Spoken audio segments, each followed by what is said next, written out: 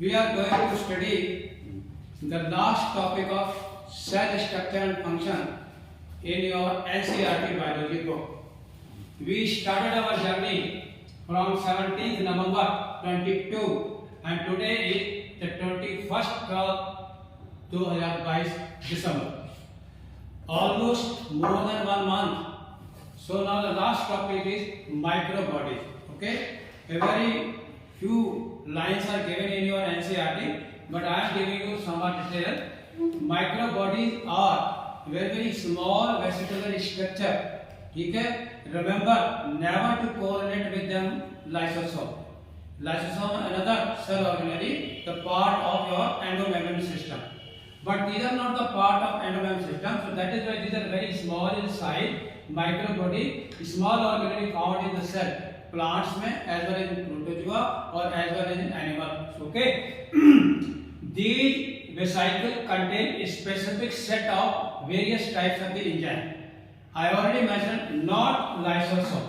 Okay, now what the categories of microbodies are? Peroxisome and also known as glycosome, spirosome and proteasome, glycosome and hydrogenosome.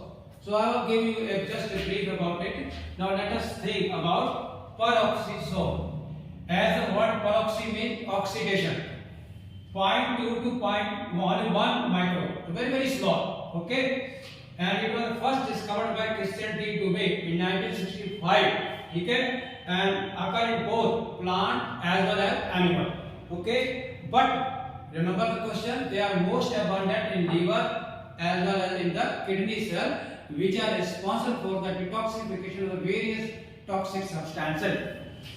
Rich in oxidative enzyme, remember, not synthetic oxidative degradation. And the most important, the most abundant enzyme of peroxidase is very important question, that is catalase. Okay, this catalase they utilize molecular oxygen and for oxidative degradation of four substances in mitochondria. As you know, hydrogen peroxide is a very toxic to the human body and it is degraded into H2 and O2 only due to the presence of catalase enzyme. Okay, now this is very simple. Now for you, very small vesicle and discovered by Christian D. Dubé and most abundant in plant as well as in animal, in liver and kidney, and mainly they oxidize the toxic substances like that of H2O2. Now what are the functions of peroxisome? These are very important points. Oxidative degradation of amino acid. Amino acid cannot be stored in the human body. Either they are being passed as such from the urine or they are degraded into the various components, either uric acid or lactic acid.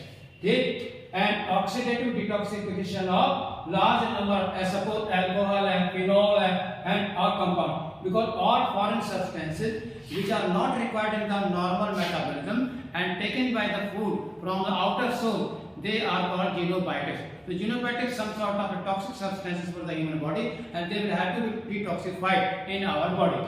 Okay, oxidation of catabolism. This is a very important point. Normally you see that the seed plant possess reserve food lipid and how to get energy from the lipid. So that is why very important part, either for plant or for animal, energy is made available only by the oxidative catabolism of beta oxidation.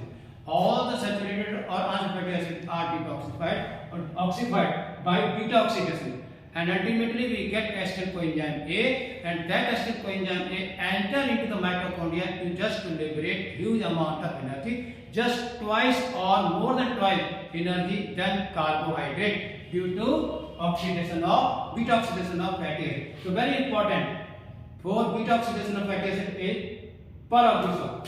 Another point, detoxification of H2O2. I have already told you H2O2 is very toxic and peroxidose catalase enzyme, it converts into H2O and O2 here, and it becomes oxygen. So they also detoxify the hydrogen peroxide. Okay, the last one is your oxidative degradation of nitrogenous compound.